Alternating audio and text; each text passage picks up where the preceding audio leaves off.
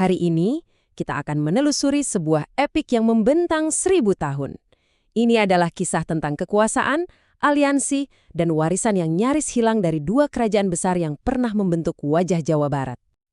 Pernah kebayang nggak gimana caranya menyusun kembali sebuah sejarah, apalagi yang usianya 800 tahun, hanya dari potongan-potongan bukti yang tersebar? Nah, ini persis tantangan yang dihadapi para sejarawan waktu mereka mencoba memahami kerajaan Sunda, menggunakan petunjuk dari ukiran batu sampai naskah kuno. Cara kerja mereka itu mirip detektif sejarah loh. Ada 4 langkah utama. Pertama, mereka kumpulkan semua sumber dan petunjuk yang ada. Lalu, semua bukti itu diverifikasi keasliannya. Setelah itu, baru dianalisis apa sih arti dari semua fakta ini, dan terakhir, semua kepingan puzzle itu dirangkai menjadi sebuah cerita sejarah. Oke, ini dia peta perjalanan kita. Kita akan mulai dari awal kisah dua kerajaan ini, lalu mundur ke masa Tarumanegara. Setelah itu, kita lihat bagaimana Sunda bangkit sebagai kekuatan baru, mencapai zaman keemasannya, sampai harus beraliansi untuk bertahan. Dan akhirnya, kita akan bahas kejatuhannya yang dramatis. Oke, kita mulai ya. Jadi cerita kita ini unik karena fokusnya bukan cuma pada satu, tapi dua kerajaan besar yang saling terkait dan yang mendominasi Jawa Barat selama lebih dari 1000 tahun.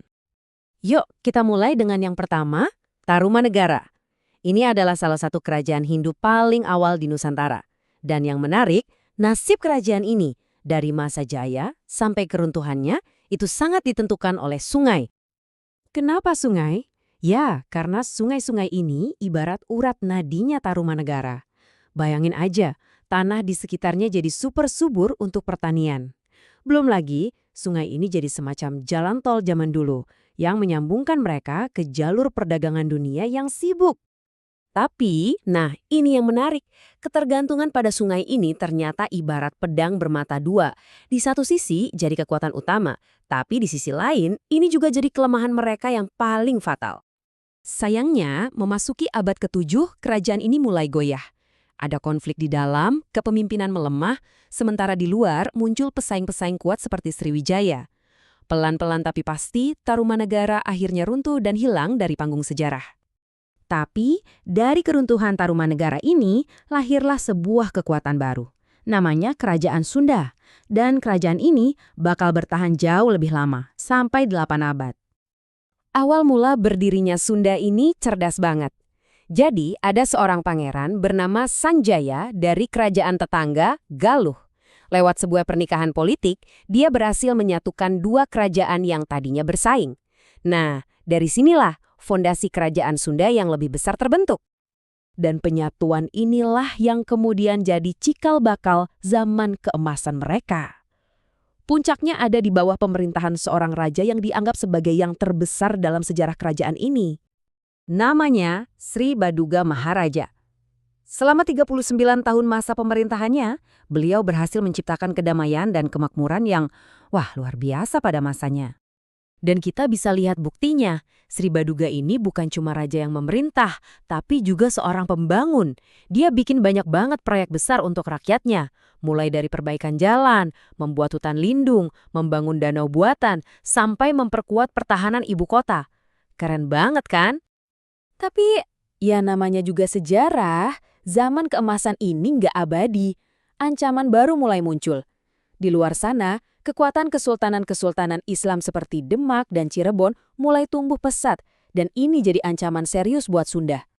Dalam situasi terdesak, Sunda mengambil langkah yang cukup drastis. Mereka mencoba beraliansi dengan Portugis. Perjanjian dibuat, Sunda bahkan mengizinkan Portugis membangun benteng. Sebagai gantinya, mereka minta bantuan militer. Tapi, sayangnya, bantuan itu datang terlambat. Pelabuhan utama mereka, Sunda Kelapa, keburu jatuh. Kejadian ini jadi titik awal dari akhir. Dari sini, proses keruntuhan kerajaan Sunda yang berlangsung selama 50 tahun ke depan rasanya udah nggak bisa dihindari lagi. Jadi, penyebab runtuhnya Sunda ini bisa dibilang kombinasi maut. Dari dalam, setelah Sri Baduga, raja-raja penerusnya banyak yang lemah dan korup. Mereka lebih mementingkan kesenangan pribadi daripada negara. Nah, di saat yang sama, dari luar, serangan dari Kesultanan Banten nggak berhenti-berhenti. Lengkap sudah. Puncaknya terjadi di tahun 1579. Setelah perang selama setengah abad, ibu kota Pakuan Pajajaran akhirnya berhasil ditaklukkan oleh Banten. Dan saat itu juga, riwayat kerajaan Sunda yang sudah berjalan 800 tahun berakhir. Kisah ini benar-benar jadi pengingat ya, bahwa sejarah itu penuh dengan kepingan-kepingan yang hilang. Ini bikin kita mikir, kira-kira ada berapa banyak lagi sih cerita-cerita kerajaan besar lain yang masih tersembunyi, yang cuma menunggu waktu untuk ditemukan dan dirangkai kembali?